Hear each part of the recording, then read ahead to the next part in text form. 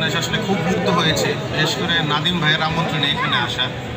আর এসে আসলে যতটুকু মুগ্ধ হয়েছে যে আসলে আকল ভাই প্রশংসা করে আসলে শেষ করা যাবে না। উনি আসলে যে একটা পজিশন তৈরি করেছেন ট্যাপ বল বিপিএল প্লেয়ারদের জন্য, বিশেষ করে যারা এতদিন পরিচয়হীন ছিল, সবচেয়ে বড় কথা হচ্ছে পরিচয়হীন ছিল, ভাই একটা পরিচয় করে দিছে।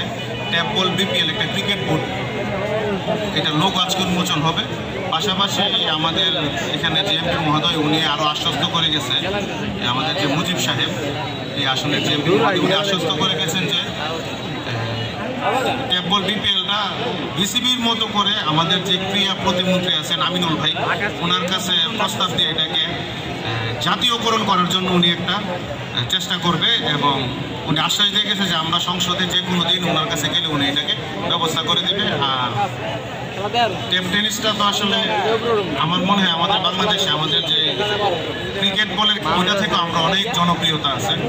আর আমি ব্রাহ্মণবাড়িয়ার সন্তান, আমি আসলে সবসময় চেষ্টা করি আমার জেলার প্লেয়াররা খুব রিপ্রেজেন্ট করুক। পাশাপাশি সারা বাংলাদেশে সারা পৃথিবীতে যেখানে ট্যাপ বলের খেলা হয়, পাকিস্তান, ইন্ডিয়া, সৌদি আরব, দুবাই, ওইখানে আমি বলবো যে আমার বাংলাদেশের প্লেয়ার ওইখানে আধিপত্য বিস্তার করুক। সবাই ভালো থাকবেন, সুস্থ থাকবেন। আসসালামু আলাইকুম। অসংখ্য ধন্যবাদ মিস্টার পিয়াস মহোদয়কে এবং আপনার